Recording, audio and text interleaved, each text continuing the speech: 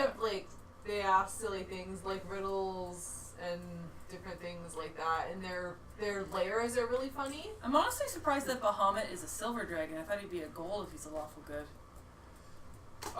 Silver lining kind of thing.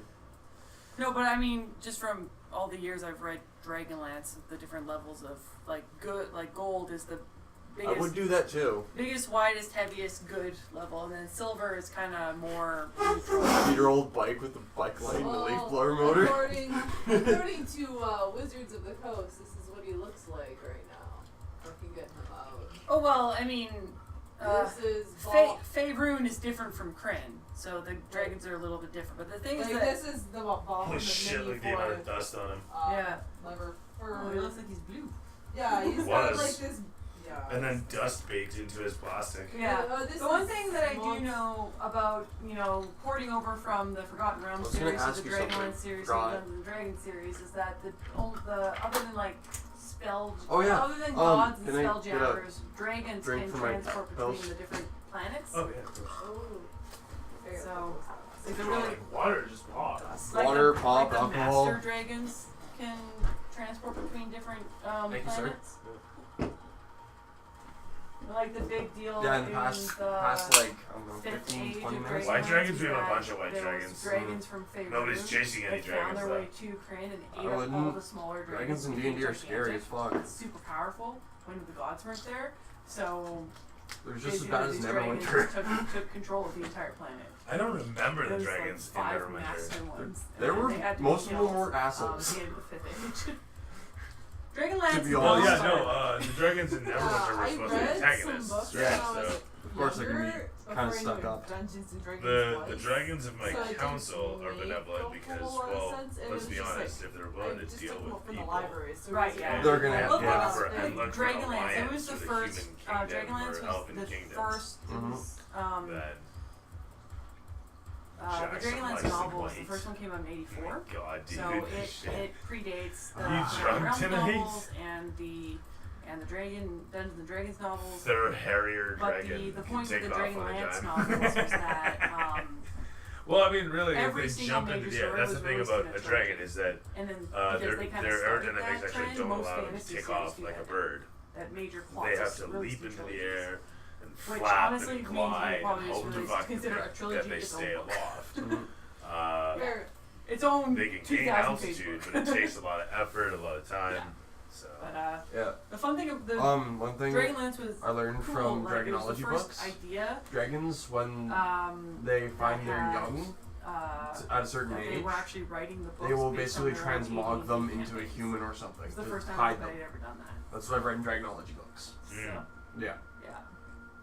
That takes a lot. yeah, it's fair. Like at the end of the day, it's the same as flavor text in the MM. Well, at least the first trilogy. They don't actually have a lot of good flavor text. Not like the second edition. In second edition, they had like gestation period, etc., for all the Another cool dragons. thing is that the head writer so that was a lot right of now, fun. Chris Perkins, he's Canadian. Whereas these days, you have to extrapolate it from whatever sources that you can find, I be watched it some like of this stuff. I don't watch too much. like that you was say, the the Dragonology book or something to that effect. I've tried to get into Critical Role. They're Very not nice. funny enough for me to pay attention. Whereas at least with Acquisitions Incorporated, it's like, yeah, it is. It's not serious, but because it's not crazy serious all the time, it's like way easier to listen to. It's like Harmon Quest is just genius. Oh. Harmon Quest was something I came up with like an age ago, but I don't have the resources or like contacts to make something like that. So I'm just glad to see that Harmon Quest became a thing. What's Harmon Quest? Is D&D sessions animated? yeah. They take D&D sessions that they do on a stage in front of an audience, a la Acquisitions Incorporated, They also and had then they animate it. sweet. The whole Yeah. way. Acquisitions Incorporated, like at least the C team stuff, as I like how they have those little flash animations at the beginning of each Cold. live action. And then the same guy who does the animations, he does a little, like, one of the really funny scenes from their normal weekly sessions, the C team stuff. He'll do the animation for it. Like Right. like there's one of the Dragonborn guy, like doing the very first time he ever did his breath weapon, but the guy who's playing him, who this is the first time he's ever played Dungeons and Dragons, but he's one of the higher ups at Benny Arcade, so he's got a good sense of humor, and he's like making these really funny noises doing the breath weapon. So they animated it with the the noises. Like, for his breath weapon. That was really funny. But that's the point, is that it's really funny. Whereas Critical Role, unless it's Travis Willingham, everybody else isn't quite that funny. Is he the big guy? Yeah, the big guy. Yeah, I like him too. I love Travis Willingham. He's so pretty. Yeah, he's actually a little bit. He's so pretty. I like his voice too. I mean, they're all pretty, and they all have nice voices, which is why it's worth listening to. But I can't find myself like really, really solidly paying attention to that one. I guess just because it's not so funny, you know. Though, cool note, you know the blonde girl who plays Pike. She is. You've watched Critical Role, right? I don't watch it regularly. I've watched Critical Role. They're actually finishing that campaign. It's almost done. I have no idea. What I do know is that there's several Wizards of the Coast streams now, all of them with varying repute and each of them with their own storyline. Oh yeah, definitely. I think it's really crazy that there's 5 different streams basically for Wizards of the Coast playing Dungeons and Dragons. Well, Critical Role is Pathfinder. And then on top of that is Critical Role. And yeah. Is he Pathfinder? Yeah. I thought he was D&D 5th. No, Critical Role is Because Pathfinder. he publishes material for D&D 5th. Does he? Matt Mercer? Matt Mercer, yes. Oh.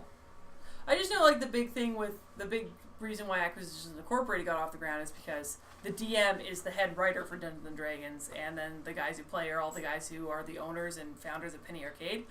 This is Acquisitions Incorporated you're talking about. Yeah. Yeah. So that one makes sense why it got so big. I don't know the Penny Arcade guys, but like I know who you're talking about. Yeah.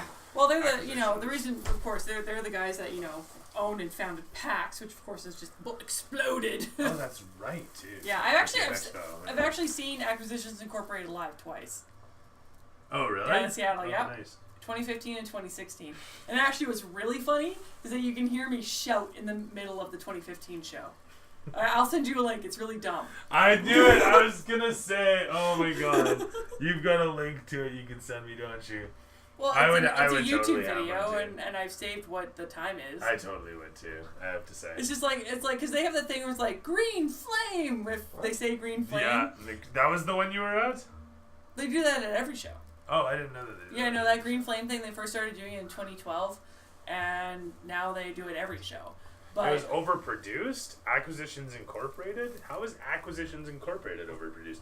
Acquisitions Incorporated is just a stage play, is it not? Yeah, so... Like, it's just them on stage. So, for but they have a set piece and shit. Yeah, but it's just like, it's like kind of your stuff, but it's like if somebody spent 6 months building the mini for it. Yeah, not 6 months, but let's be honest. Probably 6 days. Weeks, 6 days and $6,000, right? Like...